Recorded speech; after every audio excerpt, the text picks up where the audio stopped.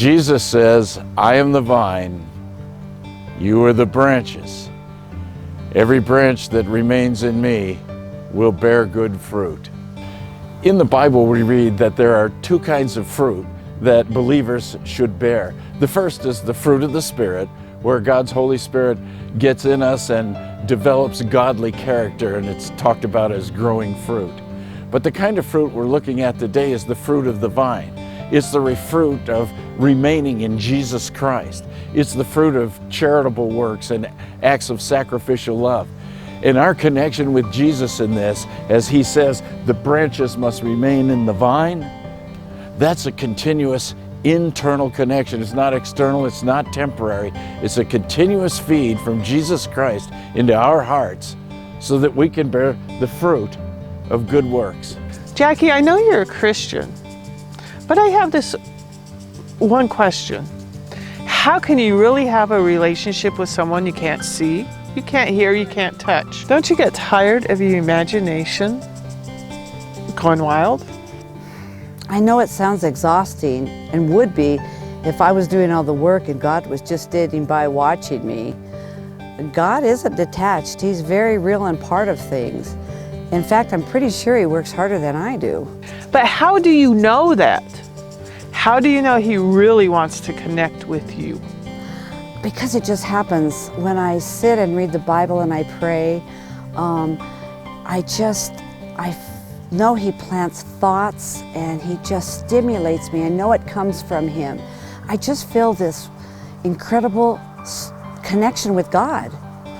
I don't know how you can be so sure that it's just not your imagination taking over. Well, I've worked with him for a long time and I trust his counsel, his wisdom through when I need correction, and his strength when I'm really struggling. I can just feel God's love. Jesus said that dead branches will be broken off from the vine and thrown in the fire, which is clearly a reference to people who don't yet believe in him. And for those who do believe, they'll be pruned too, pulled away from the productive and even destructive parts of our lives so that we can produce even more fruit for him. But always we have to remain in the vine, Jesus, because he's the source of every good thing we might do. Okay, so let's say I won the lottery. I give half of my earnings to the homeless orphans. I'm not in the vine. It's me. I did the work. So if I can do the work, what's to say you can't? Okay, Linda, here's the difference. If you did win the lottery, would you really give half to charity? I give 10% of my income to charity, and I haven't won a dime. I like to go to soup kitchens and Ronald McDonald House. I am in that vine. Okay, Jackie, you are definitely a better person than I am. No, Linda, not by a stretch. It's just that when Jesus comes in, he gives me the ability to do these things, and then I just do it, and it's my priority. You make me want to do something good out of embarrassment. You know what? I would like you to join me.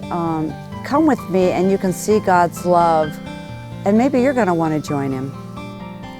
So what does it mean to remain in Jesus, to remain like a branch attached to the vine?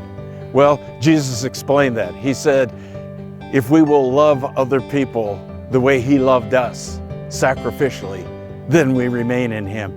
It's the only faith system in the world that is based completely on love. Sure, people can love other people without being in Jesus, but how much better can we love people when we draw that love from the source of all love, Jesus? Then the good deeds start to stack up all around the world. They may not make headlines, but they make all the difference.